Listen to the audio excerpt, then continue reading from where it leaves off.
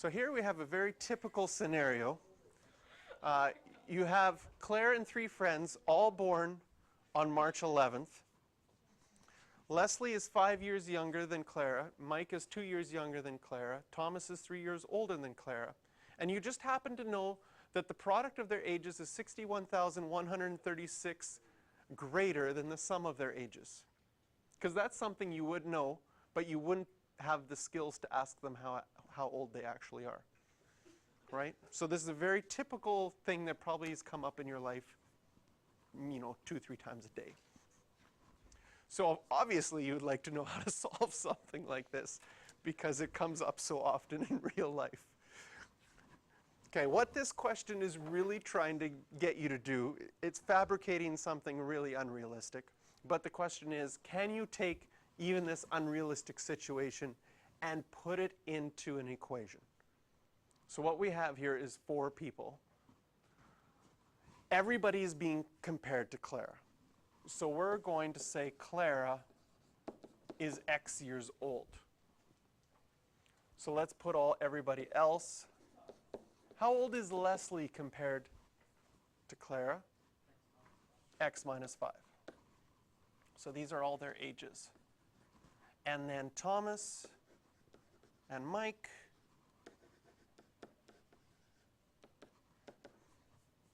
Mike is 2 years younger, and Thomas is 3 years older. So there we have all their ages. The product of their ages was 61,136 greater than the sum. So before we go too far into that with all these numbers, we're just going to do that separate. Yes? I switched Mike and Thomas? Yes, thank you. Oh, that worked out good. So what I'm going to do for this statement right here is I'm just going to start off with P for product and sum for sum, S for sum. And I'm going to put an equal sign between them. They're not equal. But how can I create an equation with that 61,136? One of them is 61,136 greater than the other one. So we have to decide, where do I add 61,136? Do I have to add that to this side, or do I have to add it to this side? Yes. Add it to the sum size. The product is 61,136 greater than the sum. Does that make sense? The product should be the bigger one. The sum is the smaller one. So if you're trying to figure out where you're going to add the 61,136, probably add it to the sum one. Okay? Also should make sense, if you multiply things together, you're going to get a number that's bigger, faster than if you add things together. So now what we can do is we can actually write this out with our x's. X times x minus 5 times x plus 3 times x minus 2. Does that make sense that that's your product? Equals. Now we'll have to put the sum. If I add all of these together, can you see that I'm going to get 4x minus 4? If I added all those ages together, the x's would all add up, and then negative 5 plus 3 minus 2 will give me minus 4. That's my sum. And then I still have 61,136. So this question would be a calculator question, especially with that 61,136. We have 2 options then with our calculator. We could multiply this all out. Can you see that you're going to get an x to the 4 equation? And some very, very large numbers because of the 61,136, and then have to try to factor that. That is not going to be very nice at all. Or we can try and solve this with our graphing calculator. I'm going to show you two ways to solve this with your graphing calculator. One way is to move everything to one side and find an x-intercept. So if I move everything over to one side, it would look like this.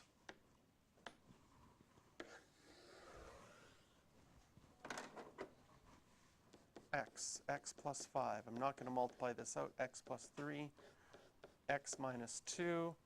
If I bring this over, can you see that I'll get a minus 4x? If I bring these over, is that all right if I combine those like terms? 61,136 minus 4 will be 61,132. Thank you.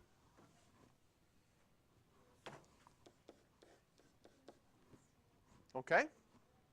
So now what we can do is we can go to our graphing calculator. By the way, what kind of graph is this? Can you see that it's an x to the 4 graph? That's positive. We can't see where any of the x-intercepts are unless we actually factored it. But one of the x-intercepts would be, well, if we can solve what value of x makes this equal to 0, then we'll be able to find Clara's age.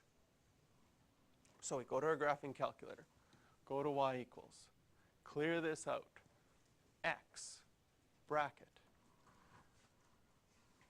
x minus 5, bracket, bracket. Was it x plus 3? And then x minus 2? And then minus, oh, I forgot the minus. Minus 2, and then minus 4x, then minus 61,132. Good. As far as my window goes, I'm going to be looking for x-intercepts. I know that Clara's age is not going to be in the negatives. That probably won't make very much sense. I'm going to let them go up to 100. Probably then they're not going to be older than 100. As far as my y min and y max, I'm going to go from negative 100 to 100. And just see if I get any x-intercepts between there. Looks like I found one. Okay? Does that look like an x to the 4 graph to you? No. That's because our window is set so that we only see a part of our x to the 4 graph. If I wanted to see more of that x to the 4 graph, I'll show you that in a second. But right now, I'm solving for that x-intercept. I have one right there. I think I can solve for that. Second, calculate. Number 2 is 0.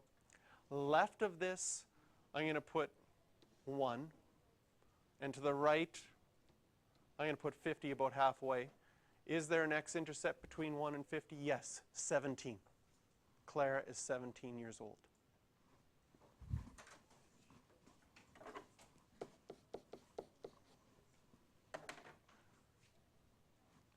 I'm going to see if I can make this look more like an x to the 4 graph.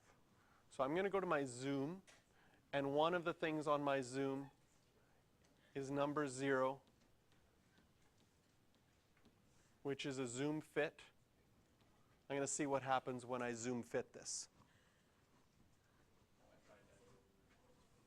Oh, look at that. We see a little bit more of our x to the 4 graph.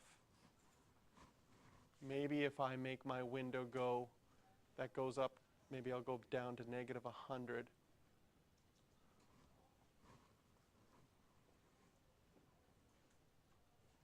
There is my x to the 4 graph. That looks like an x to the 4 graph, but it really isn't very good for seeing our x-intercepts, is it? In fact, the window that they decided to use went up to, look at that y max. That y max is 95 million. That's my first guess too. Okay? So that was method 1. Make something one side equal to 0 and you can find an x-intercept. I don't mind that method, but I find that more often when I want to solve for x and I get an equation like we have right here, what I'll do is I'll type all of this into y1, and I'll type all of this into y2.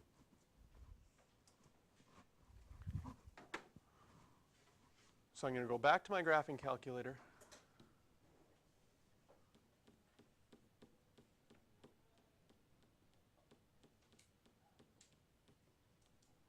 Just delete.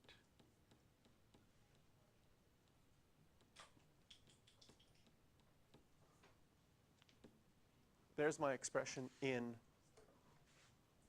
y1, and the other side was 4x plus 61, 132. If I put the negative 4 and the 61, 136 together. What's that? Okay. I usually like putting things into y1 and y2 together nicely because it's much easier to type in, and then you just have to find the intersection point. The one thing that's bad about this case is last time we knew our x-intercept should be somewhere between 0 and 100 because of their ages. For this one, even if I go zoom fit, so there's my x to the 4 graph. We'll see if my line that's drawn actually intersects. Wow. Can you see the red graph at the bottom? Barely. So I might just go to my window. Okay, negative 5,000. For my x-min, I'm going to go back to negative 1 to 100 because I know that their age has to be somewhere in there. I'm going to see if this makes any difference in my graph. Did I not change the y-min to negative 5,000? I still don't really see a nice place where they intersect. Also, do you see that I don't need a bunch of this part of my graph? So maybe I don't need to go up to 103 million? Maybe up to 5? Maybe I'll just go up to 50,000 instead. Wow, that went up a lot faster. That wasn't enough. So the problem here is just setting up your graph. What are you going to have as your scale? If you know some things about what you've graphed, for example, when I look at the y2 that I graphed, do you notice that that's a line? It's 4x plus 61,132. The 61,132, it's in y equals mx plus b form. That would be your y-intercept. So when I changed my window here to 50,000 for my y max, I knew I wasn't going to be able to see it because my y-intercept was 61,000. If I had changed this to 100,000, oh, I just did 10,000, didn't I? If I changed it to 100,000,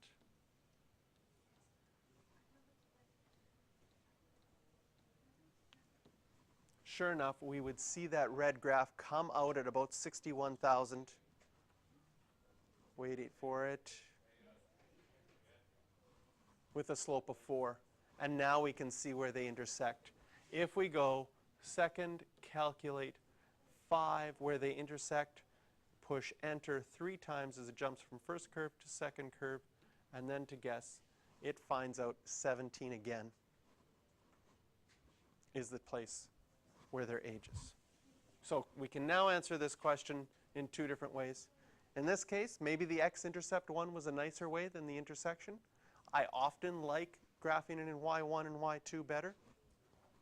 How old was Clara and each friend on that day? Well, Clara was 17, 12, 20, and 15 are all of their ages.